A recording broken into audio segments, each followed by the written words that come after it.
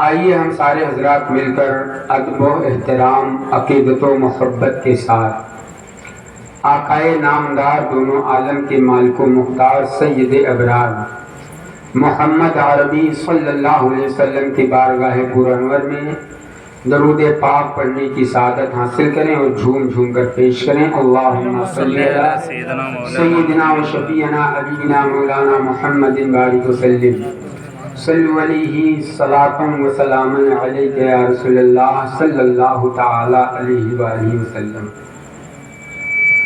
آج کے اس محفل پاک میں نبی کی آل کا ذکر ہوگا، لہذا میں چاہتا ہوں آج کے اس شب کی شروعات جہاں پر آل نبی کا ذکر ہوگا وہیں پر آل نبی کے چند کلمات سے، چند اشعار سے اس پاکیزہ بزم اور اپنی گفتگو کا آغاز کروں۔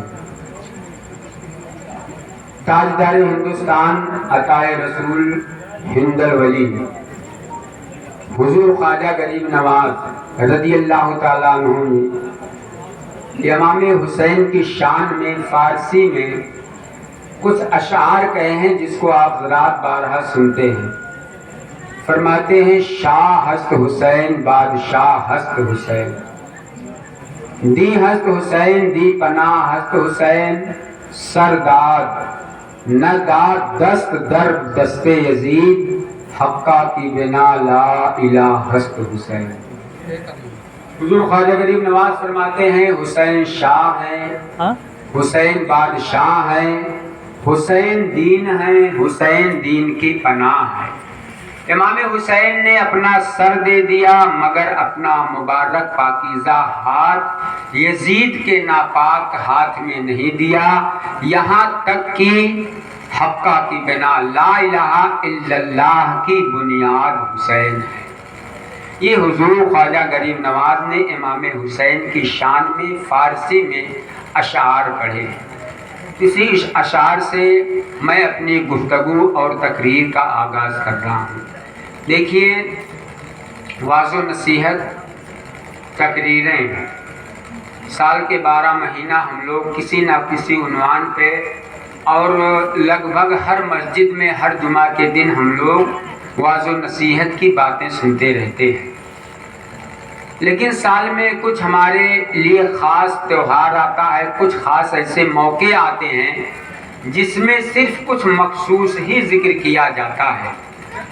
جیسے محرم کا مہینہ آ گیا تو اس مہینے میں خاص کر شہدائے کرب و بلا ہی کا ذکر ہوتا ہے، لیکن اس میں کہہ لیجئے یہ ہم لوگوں کی بھی غلطی ہے، علماء کی بھی کچھ غلطی ذمہ داری بنتی ہے کہ امام حسین کا دین پر لوگوں پر اتنا بڑا احسان ہے، تو جب اتنا بڑا احسان ہے تو صرف 10 دن میں امام حسین کے ذکر کو محدود کرنا یہ اچھا نہیں رہتا، بلکہ اگر سال بھر امام حسین کا ذکر کیا جائے تو یہ بھی کم ہی ہے۔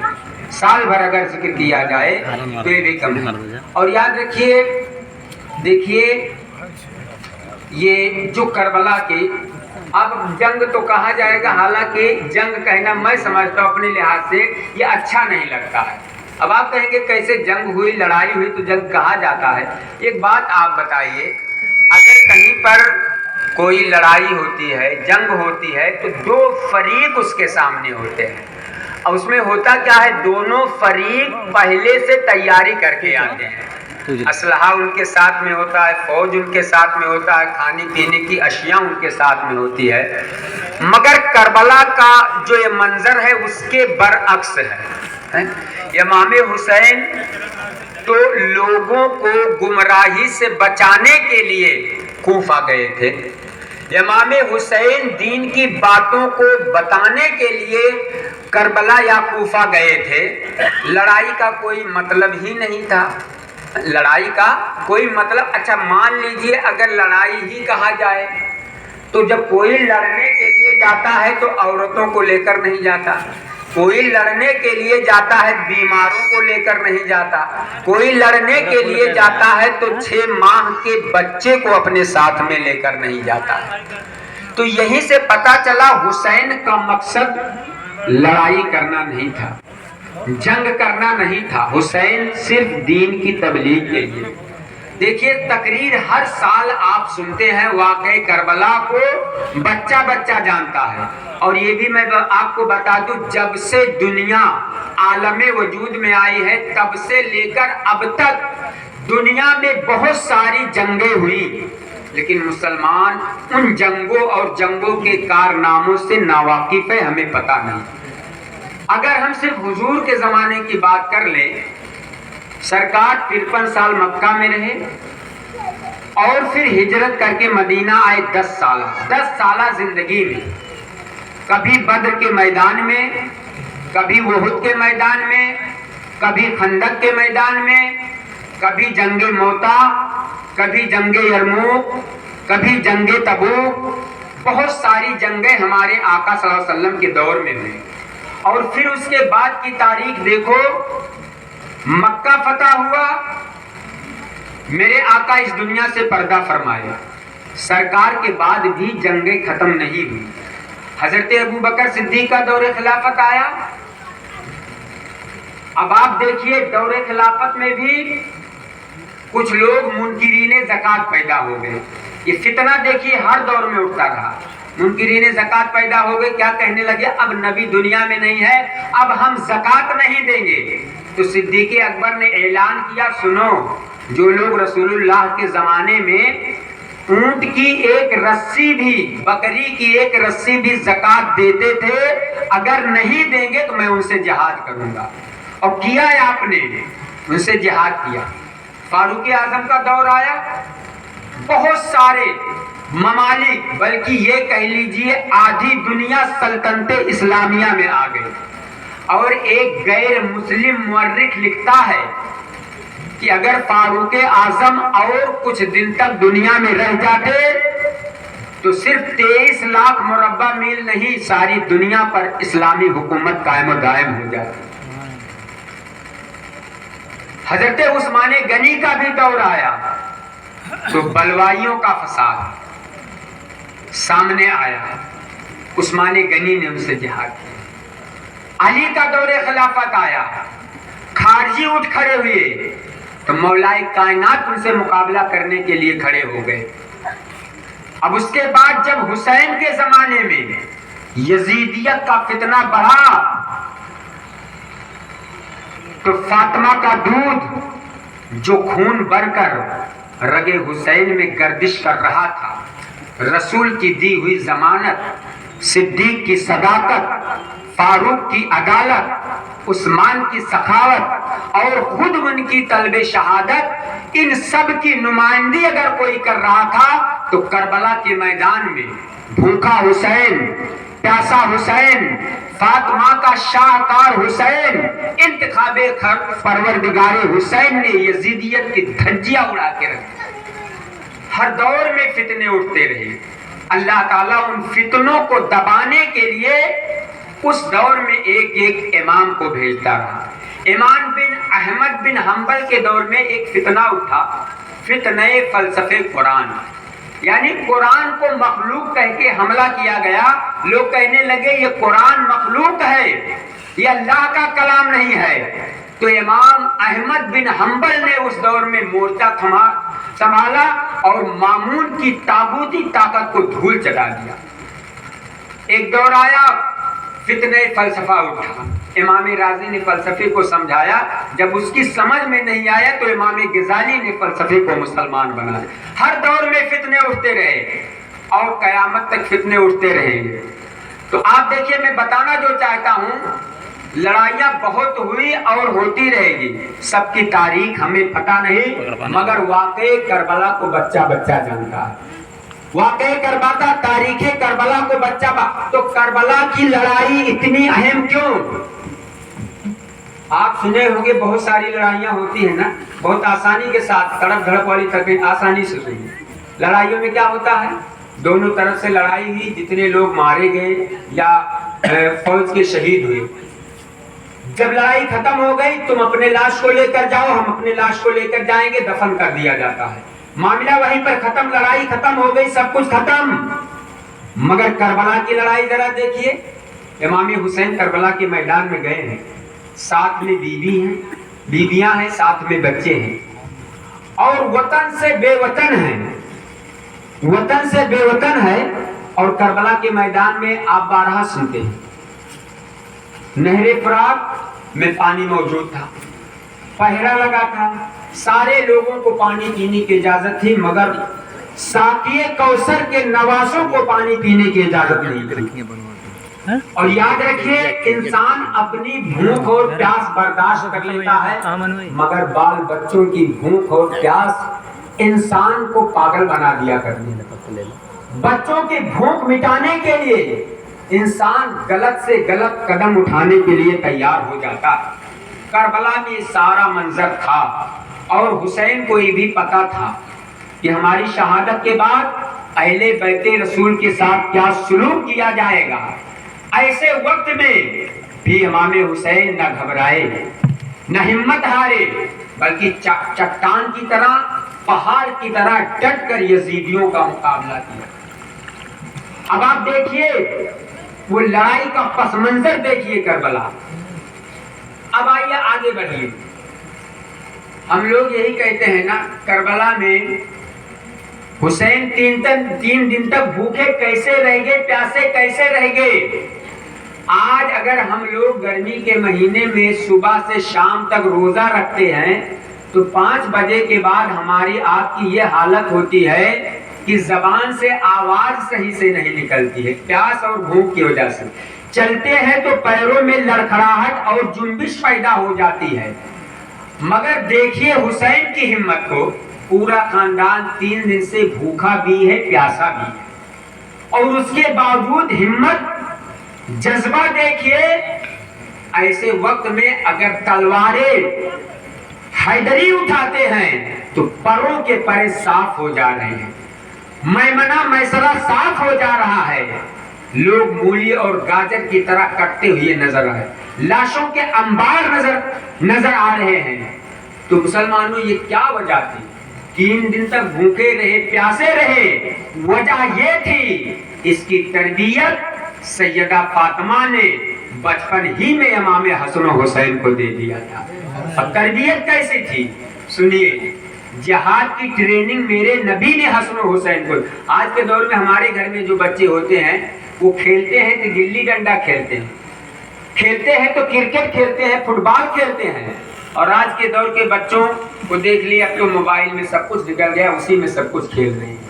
मगर मदीना के घरों में अगर बच्चे पैदा होते थे तो बचपन से तेग जनी, बचपन से सहसवारी, बचपन से घुड़सवारी, बचपन से नेजाबाजी, ये सब कुछ मदीना के बच्चों को सिखाया जाता था। आपने सुना होगा सरकार दो आलम सल्लल्लाहु अलैहि वसल्लम ने हसन हुसैन से बचपन में फरमाया, तुम दोनों कुश्ती करो, कुश्ती लड़ो। और वो कुश्ती लड़ने का मतलब ये नहीं था, ये ट्रेनिंग देना था मेरे मुस्तफा को, हसन हुसैन को, ताकि ये ट्रेनिंग कभी काम आए। ये जिहाद की ट्रेनिंग थी। कुश्ती करा रहे हैं, सरकार मौजूद है, हसन हुसैन। अच्छा, हुसैन इमाम हसन से 11 महीने छोटे हैं, कुश्ती लड़ा रहे हैं। तो मेरे नबी इमाम हसन से कह रहे, हसन हुसैन को टांगों से पकड़ो। कभी कह रहे हसन हुसैन को दाएं से पकड़ो, कभी बाएं से पकड़ो। हजरत फातिमा सुन रही थी घर में, अर्ज करते, या रसूलल्लाह सल्लल्लाहु अलैहि वसल्लम ये क्या मामला है? आप बड़े भाई को कह रहे हैं कि छोटे को इस तरह से पकड़ो, इधर से पकड़ो, उधर से पकड़ो, आपको छोटे भाई की तरफ जो है तरजीह ज्यादा देना चाहिए। तो मेरे नबी ने फरमाया, बेटी फातिमा सुनो, हुसैन के हसन की तरफ से मैं बोल रहा हूँ और हुसैन की तरफ से जिब्रील अमीन बोल रहे हैं। ये मकाम है मेरे हुसैन का। और सुनो बचपन में क्या ट्रेनिंग सैयदा फातिमा ने दिया था और कैसा हीरा मेरे आका सल्लल्लाहु अलैहि वसल्लम ने तराशा था। ऐसे नहीं करबला बना है। बचपन में इमाम हसन हुसैन की तबीयत खराब हुई, किसी ने कहा अली मन्नत मान लो, जब ठीक हो जाएंगे मन्नत पूरी कर देना। आपने मन्नत मान लिया, मौला जब हमारे बच्चे हमारे शहजादे ठीक हो जाएंगे मैं रोजा रखूंगा। आपने नजर मान लिया, ठीक हो गए, रोजा रखने का वक्त करीब आया, मौलाए कायनात ने रोजा रखा। सैयदा फातिमा ने देखा कि अली रोजा रख रहे हैं, उन्होंने भी रोजा रख लिया। आपके घर में एक कनीज थी, खादिमा थी, जब उसने देखा कि हमारे मालिक और मालिकन रोजे से हैं तो उन्होंने भी रोजा रख लिया। इमाम हुसैन छोटे छोटे बच्चे हैं, 6-7 साल की उम्र है, जब उन्होंने देखा हमारा सारा घर रोजे से है, उन दोनों बच्चों ने भी रोजा रख लिया। कहते हैं ना, माँ बाप का असर बच्चों के ऊपर पड़ता है। अच्छा, रोजा रख लिए, अब हाल क्या है, घर में सेहरी करने के लिए मौलाए कायनात के घर में कुछ नहीं है जिससे सेहरी किया, सिर्फ खजूर से पानी से सारे हजरात ने सेहरी कर लिया। अब आप देख लीजिए, अली का घर देख लीजिए, जब तक मौलाए कायनात की शादी नहीं हुई थी, मौलाए कायनात के पास कोई घर ही नहीं था। वो असहाबे सुफ़ा जो मस्जिद नबवी के बगल में चबूतरा बना हुआ था, उसी पर रहते थे। जब उनकी शादी हुई तो एक अंसारी ने अपना घर मौलाए कायनात को दे दिया। हालांकि जाहिरी कोई बिजनेस नहीं, कारोबार नहीं, बस दीन की तबलीग में, दीन के इशाअत में दिन रात लगे रहते थे। अब आइए जरा देखिए, घर में खाने का कोई सामान नहीं है। मौलाए कायनात ने सोचा घर में सारे लोग रोजे से हैं, बाजार गए और कहीं से जौ लेकर आए, वो भी कर्जे के तौर पर। आपने सैयदा फातिमा से फरमाया, फातिमा सारे लोग रोजे से हैं, लो ये जौ, इसको पीस लो, रोटियां तैयार करो। 3 रोटी सैयदा फातिमा ने तैयार किया और अभी इसी इंतजार में थे कि बिलाल मस्जिद नबवी से अजान देंगे, हम लोग रोजा इफ्तार करेंगे। ऐन इफ्तार के वक्त किसी ने दरवाजा को खटखटाया, कहा, अहले बैते रसूल, मैं एक मिस्कीन हूं, कई दिनों से हमें खाना नहीं मिला है। मैंने मदीना के घर घर जाकर मदीना वालों से सवाल किया, मगर किसी के घर से खाना नहीं मिला। किसी ने बताया अली के घर चले जाओ, कहीं मिले या ना मिले, अली के घर जरूर तुम्हें मिलेगा, इसलिए कि वो खानदान ऐसा खानदान है, खुद भूखे रहते हैं मगर दूसरे भूखों को खाना कहीं ना कहीं से खिलाते हुए नजर आते हैं। दरवाजा खुला, इमाम हसन उठे, जरूरत सबको है, सुबह से शाम तक रोजे से हैं। 3 रोटियां उठाकर इमाम हसन ने सायल को दे दिया, पानी से रोजा अफ्तार कर लिया। सेहरी का वक्त आया, कुछ नहीं, फिर पानी से सेहरी किया गया, फिर दूसरे दिन 3 रोटियां सैयदा फातिमा ने तैयार किया और फिर वही वक्त आया अजान का। और जैसे अजान का वक्त आया, फिर किसी ने दरवाजा खटखटाया मौलाए कायनात का, अहले बैते रसूल, मैं एक यतीम, कई दिनों से खाना नहीं मिला, भूख की वजह से मैं परेशान हूं। इमाम हसन फौरन उठे, 3 रोटियां ले जाकर फिर साहिल को दे दिया, फिर अफ्तारी पानी से कर लिया, सेहरी भी पानी से। तीसरा दिन आया, फिर 3 रोटी तैयार। आप जरा देख लीजिए, मैं जो बताना चाहता हूं, करबला में इमाम हुसैन 3 दिन तक भूखे रहे, प्यासे रहे। सैयदा फातिमा ने बचपन में कैसी ट्रेनिंग दिया। एक दिन गुजर गया, न सेहरी है न इफ्तार है, 2 दिन गुजर गया, न सेहरी है इफ्तार है, तीसरा दिन आया, फिर 3 रोटी तैयार हुई। और जैसे खाने के लिए बैठे, आज तो इमाम हसन हुसैन की नजर बस दरवाजे की तरफ है। वो सोच रहे थे 2 दिन से सायल आ रहा है, हम दे रहे हैं, आज कोई क्यों नहीं आ रहा है। नजरें दरवाजे की तरफ लगी हुई है, अजान का वक्त बिल्कुल करीब है, शहजादे परेशान है, मौला एक काम मामला है, 2 दिन से सायल आ रहे हैं, आज कोई सायल नहीं आ रहा है। जैसे अजान का वक्त बिल्कुल करीब आया, इतने में फिर दरवाजा किसी ने खटखटाया, कहा, अहले बैते रसूल, मैं कई दिन से जेल में बंद था, खाना नहीं मिला है, मैं कैदी हूँ, जरा जो है मुझको कुछ खाना दे दो। फौरन इमाम हसन उठे और दौड़ कर ले जाकर 3 रोटियां उस कैदी को दे देते हैं। उसके बाद कहते हैं, मौला ये जो कुछ हमने किया है, ये सब कुछ तेरी रजा के लिए किया है। और जब सुबह के वक्त मौलाए कायनात हजरत हसन हुसैन حسین مسجد نبوی میں نماز پڑھنے کے لیے گئے تو میرے نبی نے فرمایا اے علی اے حسن و حسین تم لوگوں نے 3 دن سے جو کارنامہ انجام دیا ہے اللہ تعالیٰ تم سے راضی ہو گیا ہے اور تمہاری شان میں پروردگار عالم نے قرآن پاک کی آیت کو نازل فرما دیا ہے۔ اب میں آپ کے ذہن کو قریب لانا چاہتا ہوں، ہم لوگ جو بیان کرتے ہیں کربلا میں امام حسین 3 دن تک بھوکے تھے، پیاسے تھے، آخر بھوک اور پیاس نے امام حسین کی تلوار کو کیوں نہیں روکا؟ بچپن میں سیدہ فاطمہ زہرا رضی اللہ تعالی عنہا نے 3 دن تک بھوکے رہ کر پیاسے رہ کر امام حسن و حسین کی تربیت کیا تھا۔ یہی تربیت کربلا کے میدان میں حسن و حسین کے کام ہے۔ اب آئیے ذرا دیکھیے کچھ خاص چیزیں میں بتانا چاہتا ہوں۔ دیکھیے ایک آپ نے بارہا سنا ہوگا کہ امام حسین نے بیعت نہیں کی۔ بیعت آپ سمجھتے ہیں کیا ہوتا ہے؟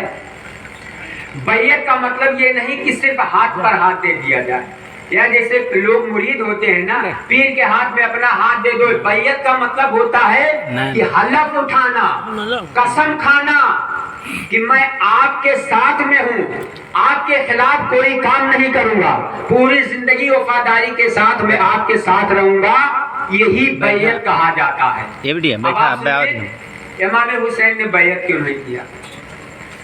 سارے لوگوں نے بیعت، آپ بیعت کا مطلب پہلے سمجھ لیجیے۔ دیکھیں اسلام میں 2 چیزیں ہیں، ایک چیز ہوتی ہے رخصت اور دوسری چیز ہوتی ہے عزیمت۔ اب دونوں میں پہلے فرق سمجھیں۔ رخصت یہ ہے کہ اگر کوئی آدمی تلوار لے کر آپ کے سامنے کھڑا ہے اور کہہ رہا ہے تم کفر کرو کفر کرو، اگر کفر نہیں کرو گے تو میں تلوار سے تیری گردن کو کاٹ دوں گا، تو شریعت اس جگہ پر اجازت دیتی ہے تھوڑی دیر کے لیے کفر کہہ دو اور اس کے بعد پھر سے کلمہ پڑھ کے مسلمان جان بچا لو، اس کو کہتے ہیں رخصت۔ اور عزیمت یہ ہے ہم کلمہ کفر نہیں بکیں گے، چاہے جو ہو جائے جان چلی جائے، اسی کو کہتے ہیں عزیمت۔ اچھا جب وہ یزید کی طرف سے بیعت کا مطالبہ ہوا تو بہت سے صحابہ نے حالات کو دیکھتے ہوئے بیعت کیا تھا کہ آج بیعت کر رہے ہیں کل توڑ دیں گے۔